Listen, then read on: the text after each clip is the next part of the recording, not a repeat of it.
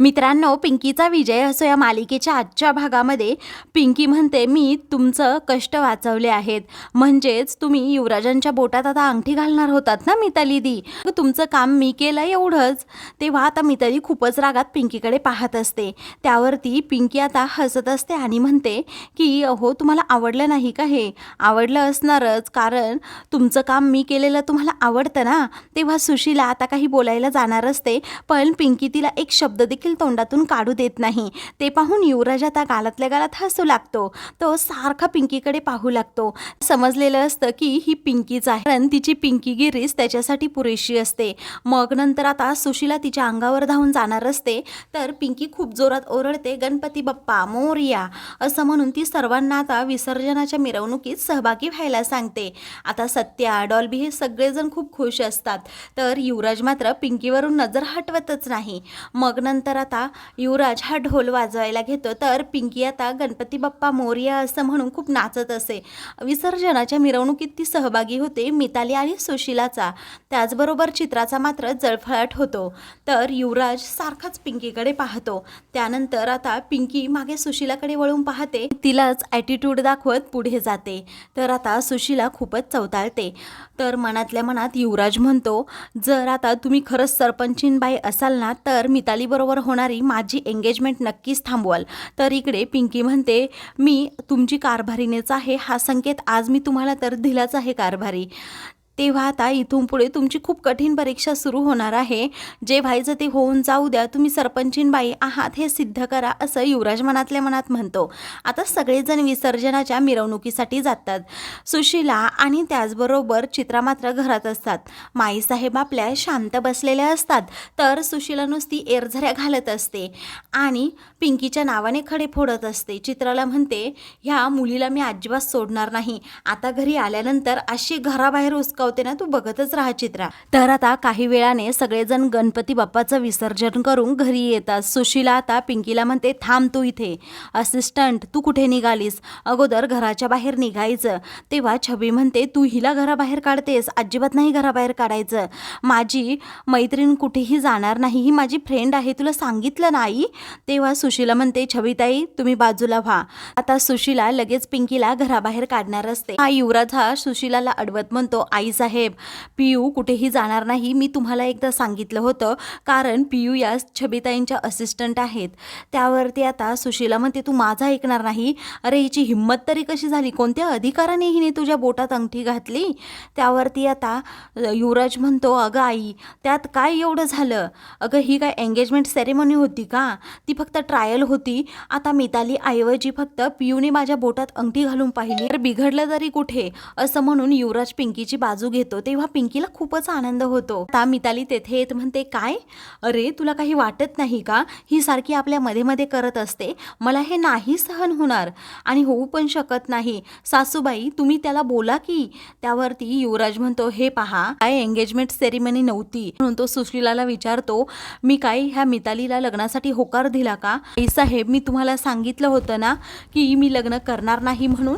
त्यावरती आता सुशीला एकदम शांत होते आणि इमोशनल होण्याचं नाटक करत म्हणते, अरे मी तुला 9 महिने पोटात वाढवला, ही तू माझं ऐकत नाही.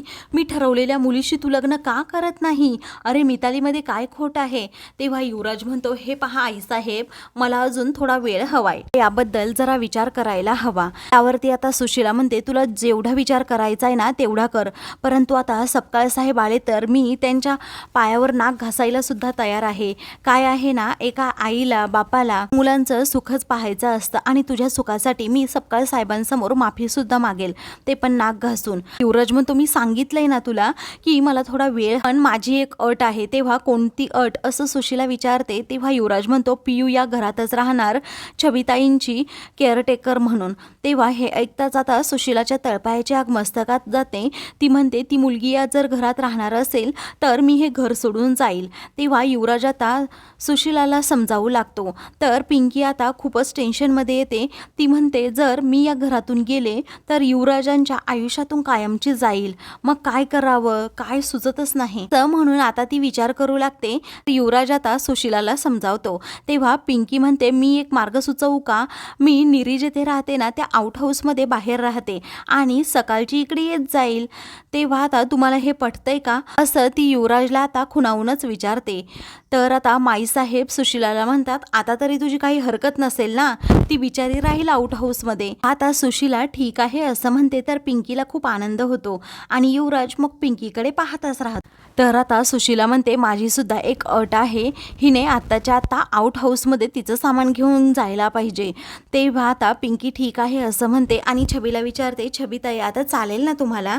तेव्हा छबी म्हणते हो आता चालेल. तर छबी देखील खुश होते. पिंकी आता लगेच रूममध्ये जाते. युवराज म्हणतो मी जरा मोकळ्या हवेत जाऊन येतो. माझं डोकं आता चालतच नाहीये. तेव्हा आता सुशिला विचार करत असते. ती म्हणते साहेब येणार होते अनंत चतुर्दशीपर्यंत पण अजूनही आलेले नाहीत. माझं डोकं तर चालतच नाही. कारण आता या मितालीचं काय करायचं? तिला काहीतरी कसं तरी समजावायला पाहिजे. या युवराजच्या मनात तरी नक्की काय चाललंय ना कळतच नाही. कारण युवराजला आता आपण समजावायला पाहिजे की मिताली बरोबर लग्न कर. तर आता इकडे पिंकी ही रूममध्ये येते आणि म्हणते धनी अहो तुम्हाला अजून किती इशारे द्यायचे? तुमची कारभारीण तुमची सरपंचीन बाई तुमची पिंकी ही तुमच्या समोरच आहे. मी तुम्हाला किती वेळा संकेत दिले की मीच तुमची पिंकी आहे सरपंचीन बाई आहे पण तुम्ही मला ओळखतच नाही. आता तुम्ही त्या पांढऱ्या पालीबरोबर लग्न केलं तर मग मी काही गोट्या खेळत बसायचं का? मी तुम्हाला लग्न करूच देणार नाही असं पिंकी म्हणते. दुसरीकडे आता युवराज भाल्याकडे गेलेला असतो. तेव्हा तो भाल्याला सांगतो त्या सारख्या मला आता खुणावून सांगतायत की मीच तुमची पिंकी आहे. आता मी याला काय समजायचं? मला असं वाटतंय की 100% ती पिंकीच आहे पण त्या बोलत नाहीत. तेव्हा भाल्या म्हणतो असं कसं असू शकतो? तो फक्त योगायोग असू शकतो. तर आता काहीतरी सुचव ना. मी त्यांना कसं विचारू की तुम्ही पिंकी आहात की नाही असं युवराज भाल्याला विचारतो. तेव्हा भाल्या म्हणतो तू सरळ सरळ जाऊन विचार ना की तुम्ही पिंकी आहात का? तेव्हा युवराज म्हणतो ही तर खरंच भारी कल्पना आहे. तर आता दुसरीकडे हिला काय करावं हे सुचत नसतं. ती म्हणते आता मला राहवत नाही. मी युवराजांकडे जाणार आणि त्यांच्या रूममध्ये त्यांना जाऊन सांगणार की मी तुमची पिंकी आहे असं म्हणून आता ती चुटकी वाजवते. आता ती खूपच एक्साइट झालेली असते. तर तिच्या लक्षात येतं की आपण लगेच असं करायला नको असं म्हणून आता ती लगेच डोक्यावर हात मारते आणि म्हणते नाही मला जरा सावधगिरीने घ्यायला हवं. कुणाची तरी मदत घ्यायला हवी असं म्हणून ती आता डॉक्टर देवयानींना फोन करते. तेव्हा डॉक्टर देवयानी म्हणतात पिंकी तू असं करू नको लगेच. याने तुझे शत्रू अलर्ट होतील. पिंकी म्हणते मला तुमच्या सल्ल्याची खरंच खूप गरज आहे. त्यावरती आता तुझी इच्छा पूर्ण हो तथास्तु असं म्हणून देवयानी मॅडम तिला म्हणतात मी तिकडेच तुमच्या एरियामध्ये येत आहे ट्रेकिंगसाठी. तेव्हा हे ऐकताच आता पिंकी खूपच खुश होते आणि म्हणते खरंच का? तेव्हा देवयानी म्हणतात की हो मी येणार आहे. तर आपण आता नक्कीच भेटू आणि बोलू.